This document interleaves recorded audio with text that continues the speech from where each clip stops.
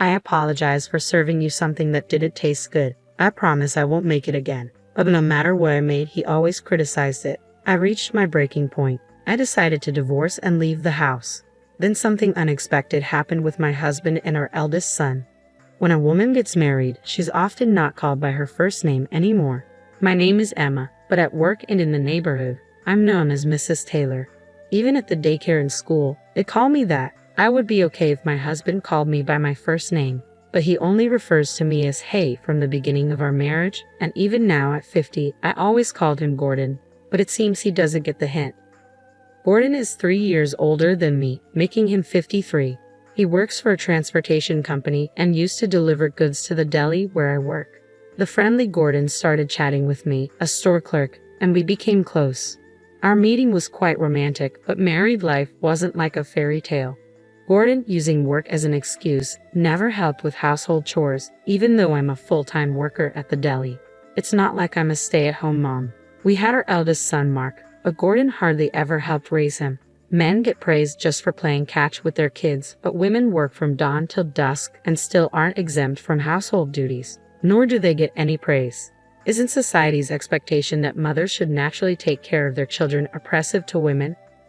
Mark was a good kid until high school, but after joining the workforce, he became sarcastic. Especially in the last 2 years since he joined his current company, he's been coming home late and doesn't listen to me at all. But for some reason, he and Gordon get along really well. Sometimes they even mock me together. Mark, what kind of job are you doing right now? I asked. I work for an ID company. There are many types of ID companies, right? Why bother explaining? You wouldn't get it anyway, he replied with a smirk, seeming annoyed to talk with me. Maybe at 25, Mark doesn't feel like explaining his job in detail to his mom. Sometimes I get so mad at him it scares me. Am I lacking maternal instincts? There's a term called unconditional love. When Mark was a baby, I felt that intense love for him. Looking at his cute sleeping face, I felt I could do anything for him. But now, seeing the sarcastic man Mark has become, my unconditional love wavers. I find myself expecting something in return for the love I give, both from Gordon and Mark.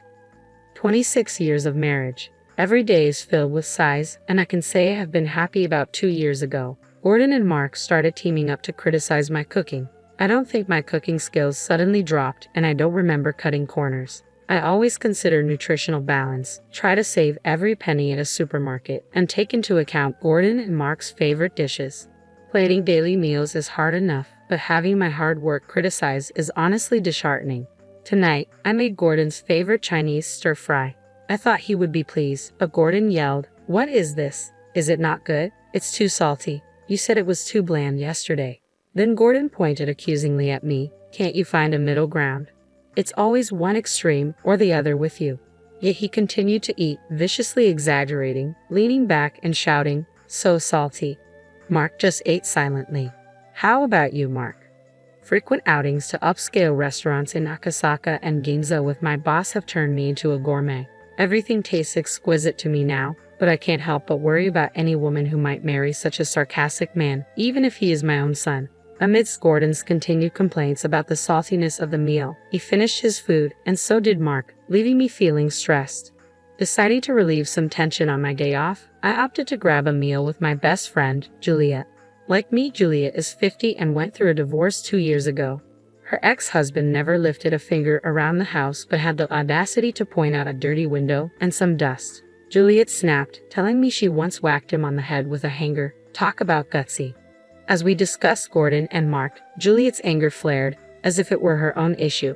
"Why don't you just tell him to cook for himself and hit him with a frying pan?" she suggested, only half-jokingly. "I can't say that," I replied, envisioning Gordon stubbornly insisting on cooking and potentially realizing the challenges of the kitchen. "I wouldn't dare eat anything Gordon cooked," I admitted, voicing a genuine concern. Since becoming single, I've noticed a surge in popularity at work. "It's your life, you know. Are you living just for your husband or kids?" Juliet questioned, her confidence radiating. "You're only 50, Emma. I'm already 50. Don't give up because of age. 50 is when life truly begins." Her words resonated deeply. Male colleagues frequently ask me out for dinner, perhaps because I'm now single. If the guy is single too, there's no issue. Juliet, with her radiant aura, embodies confidence and positivity. Is the ideal mother and wife someone who puts her kids first, husband second, and herself last? I pondered aloud. Whether it's right or not, society's norms aren't always correct, Juliet remarked. Before being a mother or a wife, you were an individual. Life's more fun when you live for yourself. Her insight caught me off guard. You're intense, Juliet, I chuckled. Don't call me intense. I'm just normal, she retorted. Dinner time is always tense for me. In most households, dinner time is a moment of family bonding and happiness. My disappointment welled up as I tried to hold back my emotions, realizing that even Mark's favorite curry rice couldn't escape Gordon's criticism. I turned to Mark, asking tentatively, is it too sweet for you? I prefer spicy or medium spicy, but more importantly, I know this amazing curry place. It didn't seem fair to compare a home-cooked meal to a dish from a Michelin-starred chef. Cooking wasn't just about hearing Gordon's harsh words and Mark's sarcastic comments without considering my feelings. Gordon sighed. Oh, my mom's curry rice was the best, just like home. I wanted to suggest he have his mother cook for him every day, but I held back, fearing it would only escalate their arguments. While assisting the customer at work, my manager, Mr. Smith, complimented me. Mrs. Taylor, your customer service is always so cheerful and genuine. It's great, really. Thank you so much. His words had power. Even a single compliment could lift spirits. Customer service was crucial. Pleasant staff encouraged customers to return. Despite each deli claiming unique offerings, they all seemed to sell similar items. Naturally, if prices were the same, people preferred the store with better customer service. Mr. Smith, 54 and single, didn't seem divorced, nor did he appear against marriage. Standing tall at 6 feet, he was a dapper gentleman and quite the charmer, especially among the younger female staff. Being single in your 50s didn't mean you weren't attractive. Perhaps his standards were sky high, or maybe he had a passionate love affair when he was younger and couldn't forget it. His mysterious aura only fueled rumors, making him more intriguing to the ladies. Mr. Smith treated me, a 50-year-old, with the same kindness he showed to women in their 20s. Such a gentleman. I couldn't help but wonder how Gordon and Mark behaved at work. If Mark made snide remarks to his colleagues like he did at home, he would definitely be the talk of the office. I worried about Gordon, especially. During the dreaded dinner time, Gordon and Mark were engrossed in watching TV. It was a show featuring family restaurant staff showcasing their best dishes, judged by renowned chefs. As I casually watched, Gordon chimed in, "Don't you ever think of going on this show? Why would you fail everyone?" Mark joined in, laughing at his father's joke. They would probably say, "Are you trying to kill me with this?" and throw a rejection card at you. That's just too much. So, should we order pizza tonight? I suggested, hoping to steer the conversation away from criticism. Pizza? I'm in the mood for a hamburger steak taco from the family restaurant. Seeing my rare defiance, Gordon's expression changed. What's with the attitude? Even I have my limits, you know. Mark laughed along with his father, singing I Want You Back in full chorus. I wasn't amused. What's I Want You Back? Don't you know anything? As they continued to have their fun, I felt left out and lonely. Juliet's face came to mind, and the word divorce crossed my thoughts. After work, Mr. Smith called me over. Emma, sorry, Mrs. Taylor, he corrected himself. I smiled at him, saying, if you want to call me that, it's fine. For a moment, a forgotten thrill washed over me as a love song played in the background of my mind, but I quickly dismissed it. Life isn't that sweet. It rarely goes as planned. As expected, Mr. Smith wanted to discuss work, not dinner. Actually, there's talk of our store making a TV appearance. It's a show where family restaurants and Delish showcase their signature dishes and a chef judges them. I know it. My husband and son watch it regularly. The theme is lunch combos, and there will be an internal tasting session to determine who represents the store on TV. We're thinking of having you, Emma, represent us. I was taken aback and immediately declined. My husband and son criticize my cooking every day. Mr. Smith pondered for a moment. Do they leave food on their plates? No. They always finish it. I have a friend who, no matter how good the restaurant, always says, you're satisfied with this. I know better places, really. Maybe Gordon and Mark are like that. We need someone like you who cooks daily. Would you consider creating a menu for us? The responsibility was immense, and I hesitated, but part of me wanted to try. I wanted feedback from people other than Gordon and Mark. Taking the challenge seriously, I crafted a lunch combo. The company's top executives tasted it and unanimously approved my dish. While my colleagues were thrilled, I felt a mix of shock and resentment towards Gordon and Mark. Despite their daily criticisms, everyone else loved my dish. I couldn't understand why they would belittle my cooking. Was it just for fun? Furious, I left work early and stopped by the city office. I didn't tell Gordon and Mark about my selection for the TV show. Tonight's dish was shrimp scampi.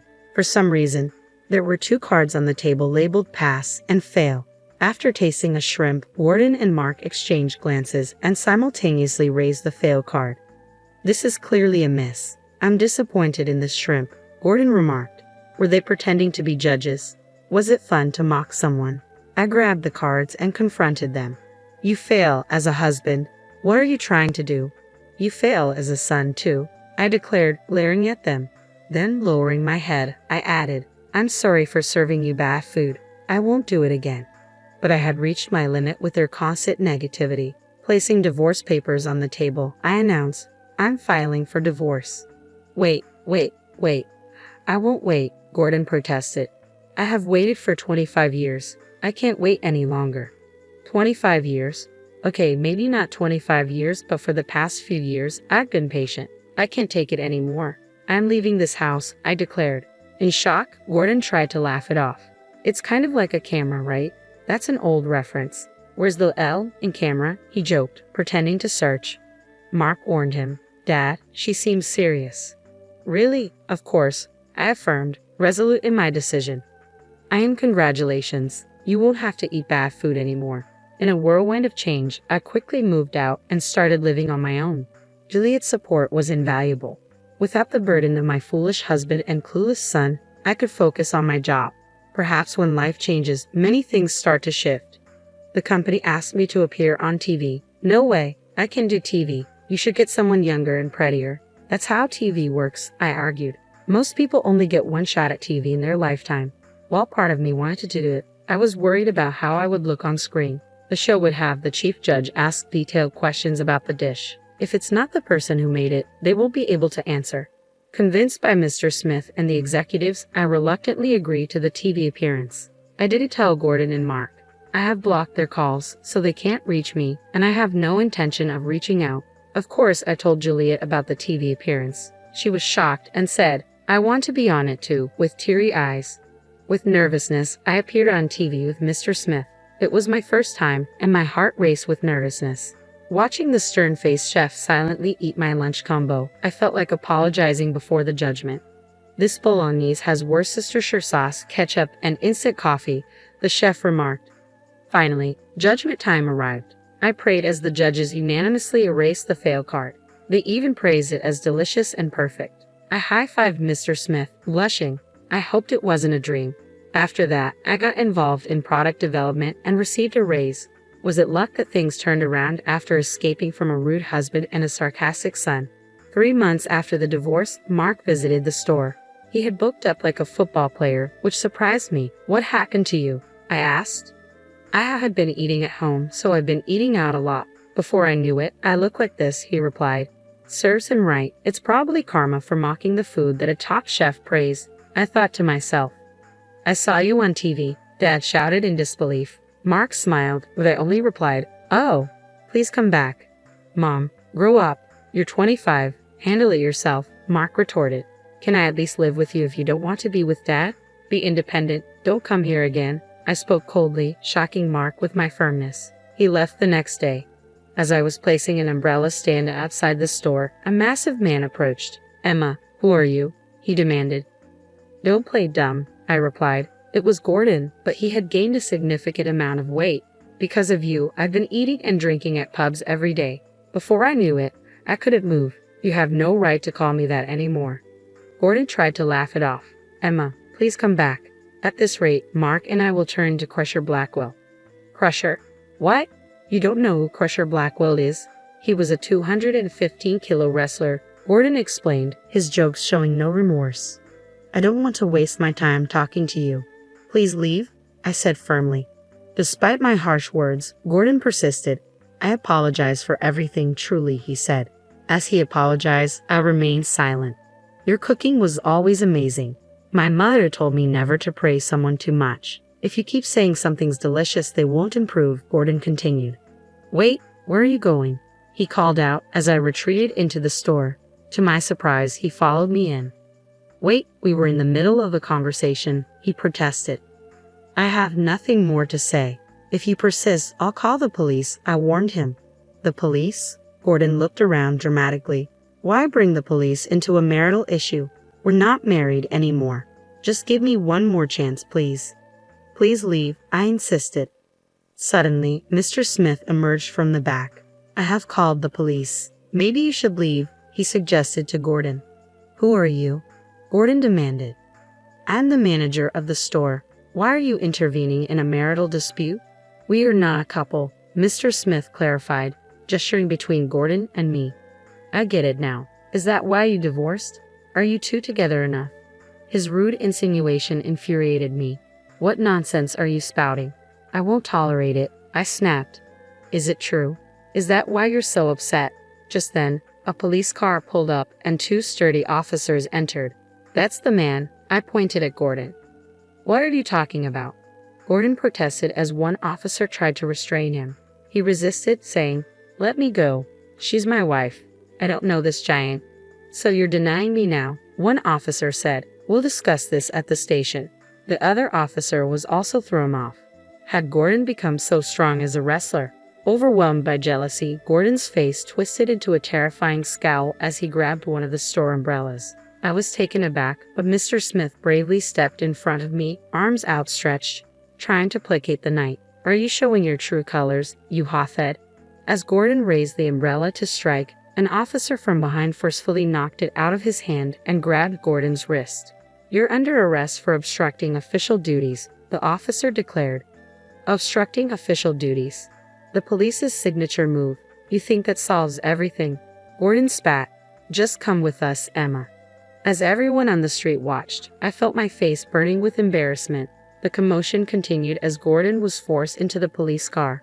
How embarrassing. Are you okay? Mr. Smith asked. I'm fine, thank you. If you ever need help, just let me know, I replied, grateful for his comforting words. You're very kind, Mr. Smith remarked. I'm not kind to everyone, huh? He added cryptically before leaving. Maybe it wasn't a misunderstanding.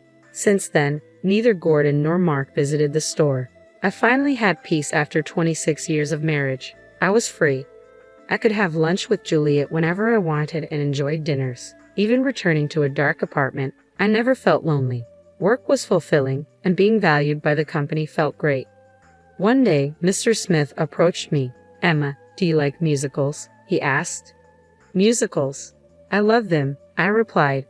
I got 2 tickets. It's easy to watch a movie anytime, but a play has a fixed date, Mr. Smith explained.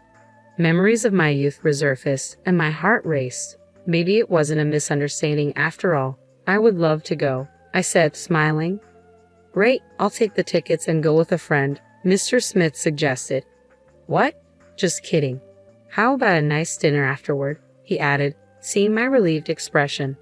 Life is unpredictable. Now I'm embarking on a second youth.